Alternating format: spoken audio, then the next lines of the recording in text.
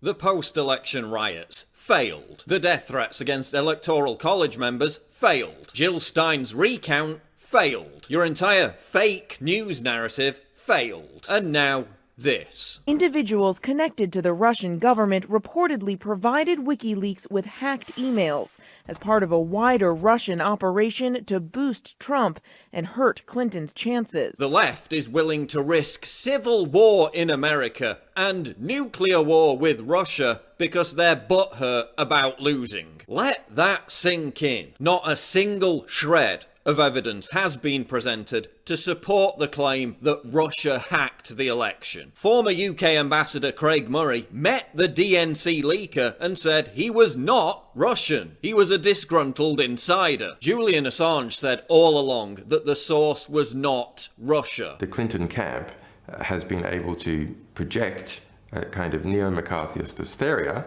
that Russia is responsible for everything. That's false. So who do you trust? WikiLeaks, an organisation with impeccable credibility that has never put a foot wrong, or anonymous CIA sources whose entire job description is based on deception? And who are these CIA sources? They can't tell us, but they're undoubtedly the same agenda-driven Democrat sympathisers who are already under Inspector General investigation. The transition put out a statement that essentially humiliated the CIA. No, it's not the whole CIA saying this. And Trump isn't impugning the whole CIA when he says that this story is total BS. These anonymous CIA sources claim that Russia hacked the RNC as well, but only released negative information about the DNC. Yeah, one problem with that, the FBI investigated and found no evidence for it. The RNC was not hacked. The RNC was absolutely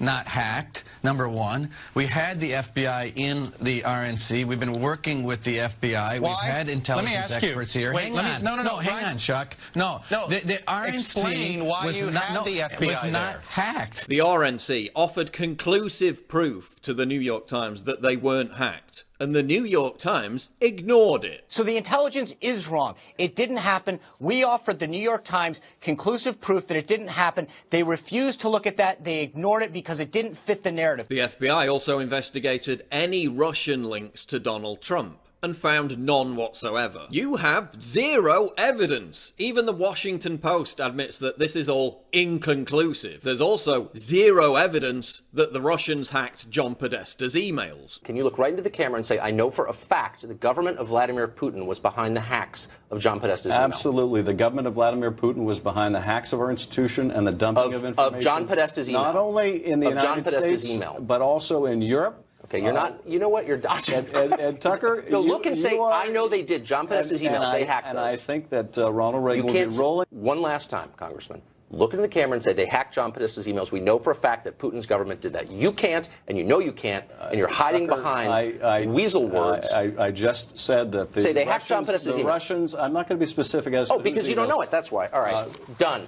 One. The left is now conspiring with rogue elements of the CIA to initiate an internal coup within the United States and overthrow a democratically elected president. Let that sink in. They're trying to manipulate Electoral College members to not cast their votes for Trump on December 19th. Top Democrats are already saying that electors should reconsider their votes in light of this story. They could also pressure members of the House and Senate to object to the electoral vote on January 6th, when a normally routine counting process could be turned into an anti-Trump filibuster. Obama is demanding an official report be submitted on all this before January 20th, the day of Trump's inauguration. Who will be heading up that report?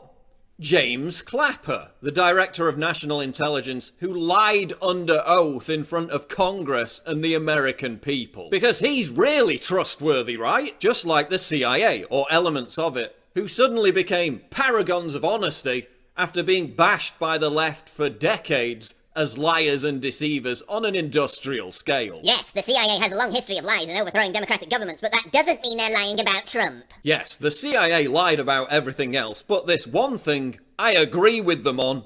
So they must be right. It was the left who screamed bloody murder about Operation Mockingbird, a CIA program to hijack the US media to spread CIA propaganda. Now those same leftists are gleefully regurgitating CIA propaganda as if it's gospel. Give me a break. I can't believe we're seeing the same thing we saw post-Brexit. Calls for a second vote. If the evidence is there, I don't see any other way than to vote again. When will you people accept defeat? Now demented never-Trumpers like Louise Mensch are calling for Obama to bomb Russia.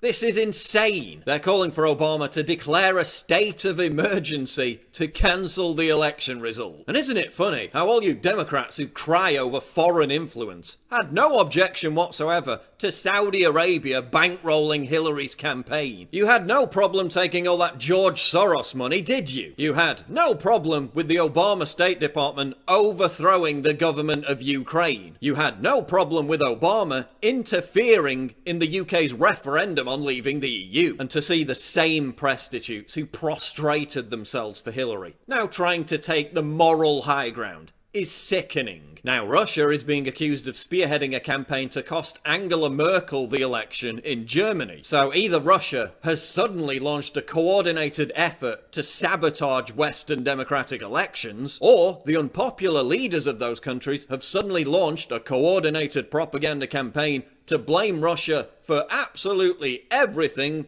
to distract voters from their own failed policies. Which do you think is more likely to be true?